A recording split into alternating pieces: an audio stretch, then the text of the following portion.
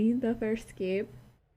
It is Bancho and Winky Face. So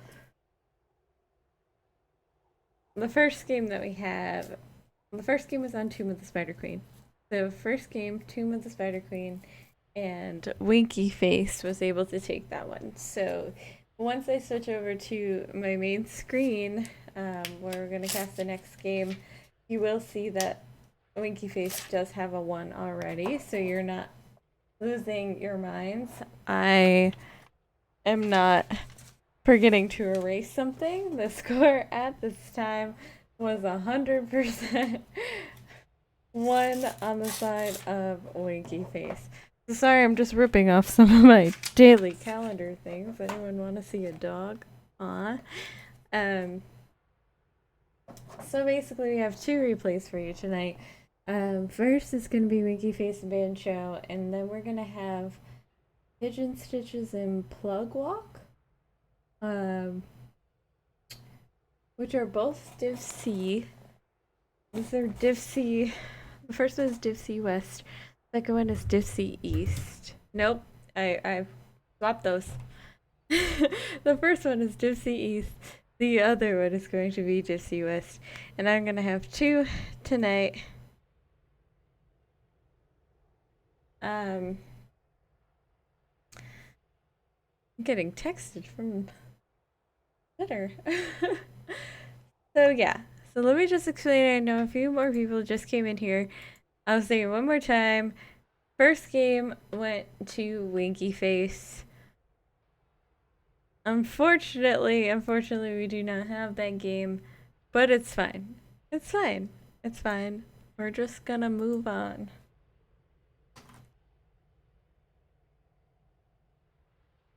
Okay. So first, I'm just gonna look at the draft too. I think it is important to just take notes of some of the drafts here. It is on Volskaya. Volskaya, one of my favorite maps, is one of the more strategic maps and say that is out there. Very good for planned strategic teamwork, and really good if you have any alt synergy, especially with on those points. Well, with each other on those points. So I'm just gonna jump over to the screen and talk a little bit about the draft, what I like to see here, and then we'll get into the game. So, with that said, we have Bancho on the left, Winky Face on the right. And as you can see, very powerful drafts on both teams. I still am not sure how to feel about Kira. I've seen her be very successful in other games that I've casted. I have not yet played her, but it seems like if she could get on the Gul'dan Oriole on the other team, it might be pretty advantageous. I always love me a Junkrat on Volskaya Foundry. I think this is arguably his best map. Very, very good with the displacement and all of the grenades on that small point. Oofer. Tank Oofer? Tank... Okay, Tank Oofer. Tank Oofer works very well here. I mean, it is interesting because they lack a little bit of wave clear. I know that there still is a significant amount of wave clear on that side. However, Tank Uther is usually paired with the Ana. So I'm wondering if maybe Ana wasn't available. I don't know if Malfurion is the most effective healer in this situation, but I can see it working. I can see it working. So we have the Chen versus Leoric. Leoric should win that matchup until Chen starts doing a crazy amount of damage. Gul'dan, very good on the point, but he is very immobile, so if Kira gets on Gul'dan, I think there is an issue. But I always love me some Diablo, Maiev. That's a really strong draft. That's a very, very strong draft.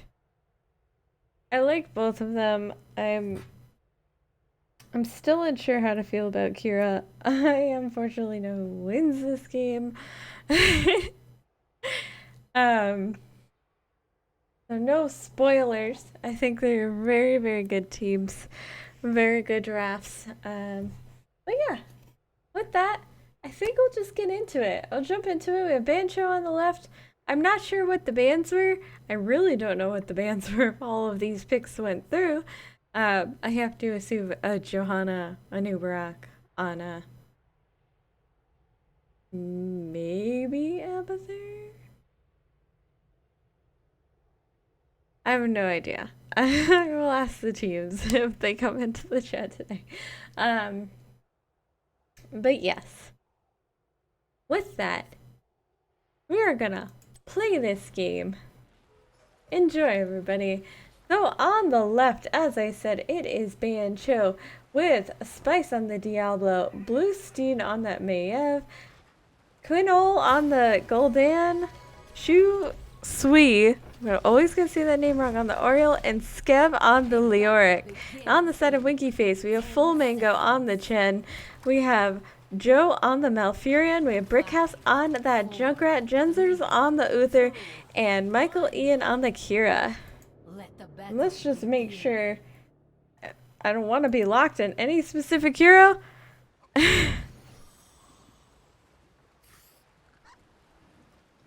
I see this. Are you asking that because you were not here for this? Or because you're just trolling me? Because the first game was an error. That's why. First game had an error in it, and nobody can give me a replay that actually worked. Okay, so we're already seeing a little bit of Leoric and Chen on the bot battling. I think it's pretty even early on, maybe a little bit favorable for Leoric just because he has the Drain Hope. And then of course the 4-man rotation. Oh my gosh. What does the new character do? I honestly never faced one. What a comment. But we did see a lot of damage going out on the Maiev. I was not thinking Maiev would be one of the heroes that was going to be in trouble from the Kira, but I guess I am wrong.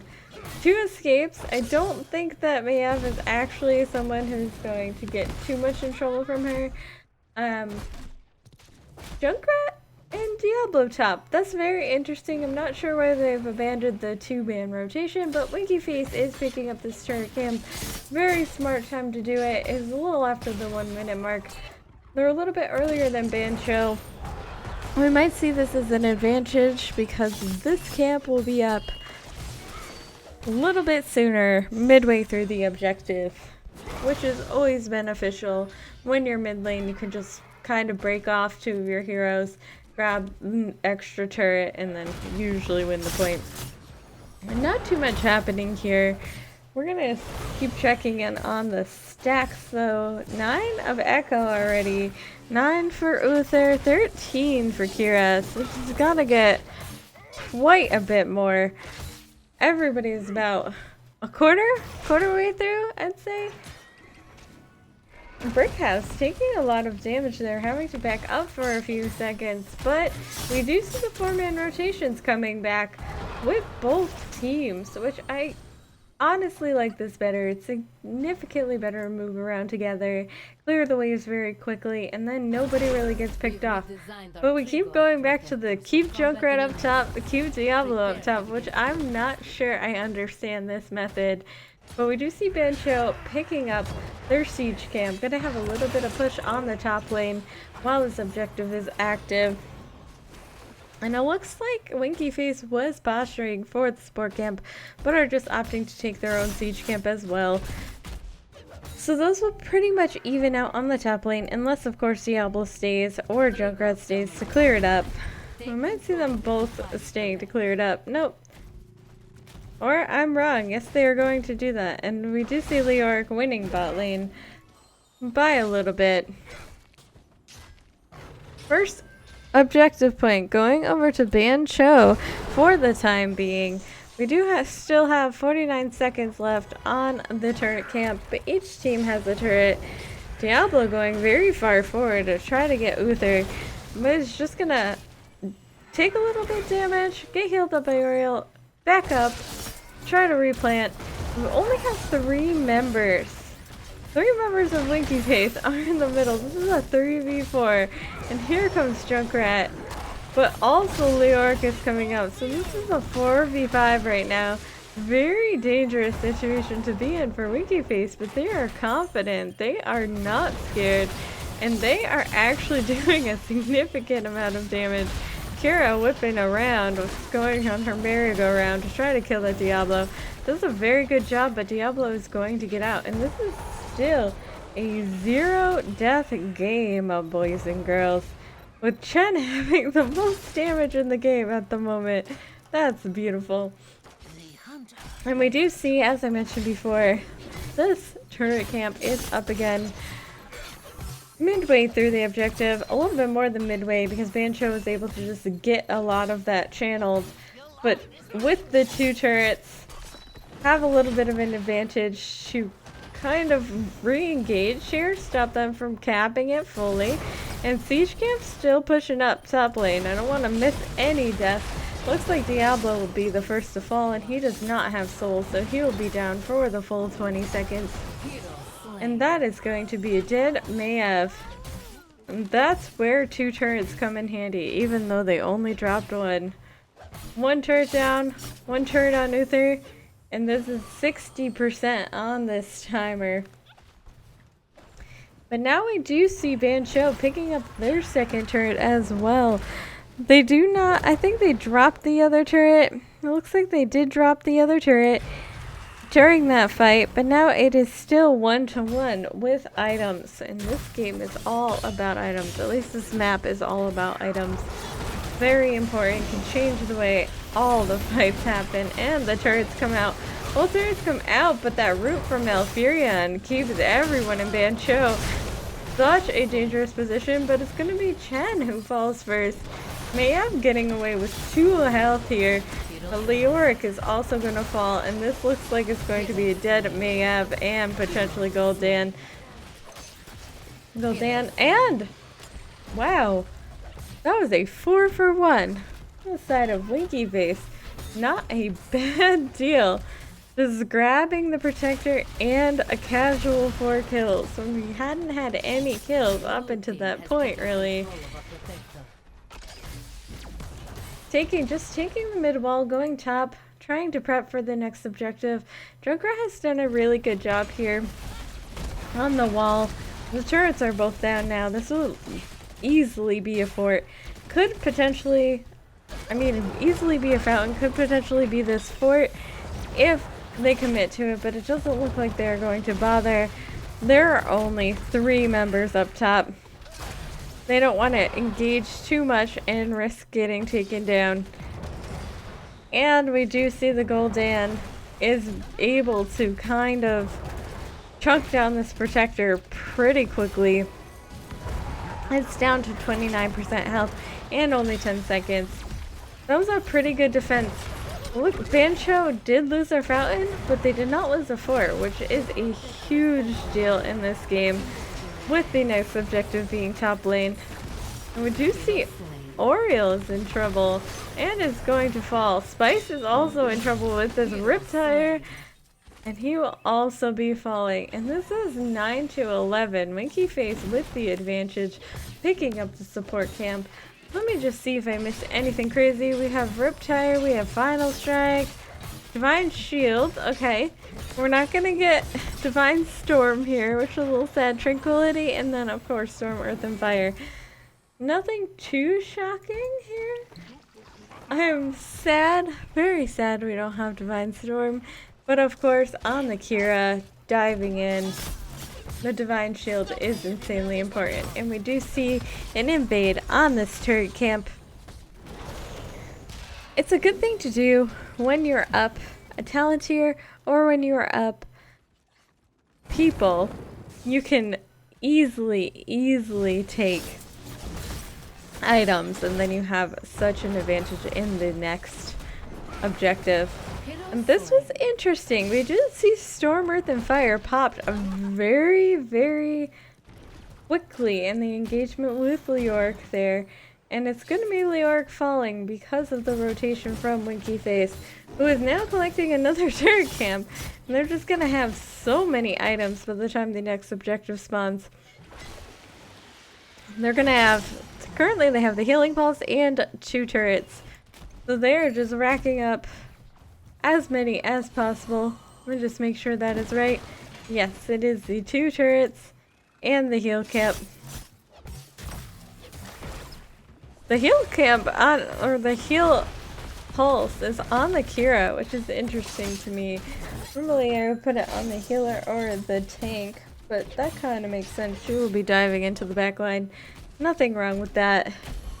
No camps are available except for the top siege camp on the side of Winky Face, but they have a level 13 advantage. Corruption is completed. However, I don't know if it matters because of the talent disadvantage. What is the save on Genzors?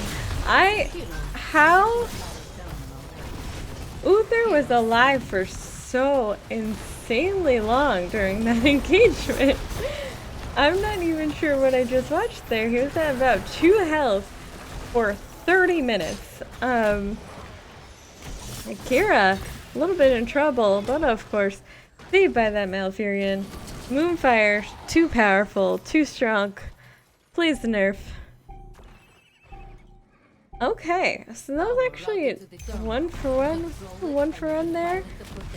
It went better than a lot of the fights we're going for Bancho a little bit earlier on, especially since they were down a talent. We still see down the talent of 13, but they are going to be able to pick this up for the next objective. Winky Face just picking up a siege camp. They have time before they have to engage on to this point. I'm wondering if we're going to get it to control point C, because we do not see any structures down. So we're missing a healing fountain for Bancho in this objective. Oh my goodness. Chen, super deep, gonna lose a turret. Was able to get the Gul'dan. However, he did lose a turret in his life. This is 13 to 15. I wouldn't be surprised if Winky Face backed up for a little bit, waited for 16. They don't really want to fight here because Bancho wants to fight them so much right now. This is the best time to fight, so if I'm Bancho, I would like to force it on the support camp right now. And it looks like that might be what they are doing. I have Mayev going in with the double pull, but no one is committing to that. So we do see 16s right around the corner for Winky Face. A turret comes out for Bancho though. I'm gonna keep a lot of pressure on this point. Riptire coming out. The Riptire has been very devastating during this. Genzor's gonna fall down. No Uther, but we do now have a heal bot Uther for the next like 5 seconds. Malfurion also down, and Chen's just doing work on the back line, going for that Oriole, and Kira's gonna be able to finish up that Oriole. Leoric also in trouble. Mayev is also low health. What is happening? What did I just watch? Oh my god. Okay, everybody but Chen died. But Diablo had his souls left, so this is going to be a 2v1 very soon with Leor coming back. I think this is going to go over to Bancho unless something crazy happens here. It is a 99. Okay, look at this Chen damage. Oh my goodness. And Uther is back, so he's going to be able to heal. And that is going to be a dead Diablo with 99%. Looks like Winky Face is able to hold on to this. All members back up. Diablo has no soul, so he'll be gone for another 25 seconds. Wow. Okay. The protector that was almost very clearly going over to Bancho gets stolen away with that Chen play. Chen is just wrecking everybody in this game. Full Mango is not messing around. And it looks like this might be first fort of the game. We have yet to see a fort fall. And this is 14 minutes in. Normally by now you will have some forts down. Or at least one fort down, but we have seen nothing yet until just now. Looks like they're just gonna go, Winky Face is just gonna go mid lane. Clean up this fort too. Or are they gonna go bot, try to take that fountain for the next objective? No, they're gonna stay in mid lane, get the easy fort. This protector is starting to become very powerful. It is getting towards late game. We have 16 to 18 in talent levels. And that means both teams are on the same tier, which has not happened for a while here. So this is a great time for Bancho to fight if they want an opportunity to get back into this game. Especially with the healers both in the protector, they might have a good chance at getting maybe that Junkrat or maybe picking up the Kira if they rotate. But this only has 1 second left. Everybody coming out of it. Mayev tries to flank on the back line, but does get rooted and has to use... Wow, alright, gets actually Crystal Aegis there. These fights are absolutely insane. Can I just say I didn't notice rain? Is this rain of destruction here? Hello? Where am I? Is this a dream? But Diablo also going to be going down. Still no souls. Is unable to get those souls back. And Chen shows a wreaking havoc on the back line. Is Chen going to dive in and get another hero? There is still this fort on bot though. No fear. Winky Face just diving past the fort. Zero fear from Winky Face, and that's why they're being so successful in this game. Control point C though, with the conveyor belts, is always some sort of clown fiesta. You can win the entire game from just winning that point. Usually happens pretty late game. A lot of time to get to the core if there are some kills. A lot of time with the protector because it does have a significant amount of health as we get closer to level 20 for both teams. We do have level 20 picked up for Winky Face. Pretty far away from 20 for Bancho. Still an opportunity to come back from this if they are able to, so maybe get some pickoffs. But it looks like Winky Face does not want that to happen. They're all traveling together. They know that they do have the advantage, and they have 3 items. That is an insane amount going into a conveyor belt. It looks like Winky Face trying to get Leoric, but Leoric is... Oh, he's not going to get away. It looks like his Wraith Walk was actually going to work right there. Throws out the Entomb, but does not do anything because he is a dead spooky ghost. Even spookier than a skeletal form. And is this going to be Keep Wall? It looks like Winky Face just trying to poke down Keep Wall. If possible, get enough damage on it so that the protector can just go straight to Keep and to Court if they win the next objective. Point. Goldan just pushing top by himself. Is able to secure that fort, so there's going to be passive catapults on top lane. I'm not sure why, but I can respect that. I can fully respect that. That was absolutely beautiful. And we do see that both Uther and Chen standing on the objective, Chen having the heal pulse, just hanging out, waiting to see if there will be an engage from Bancho.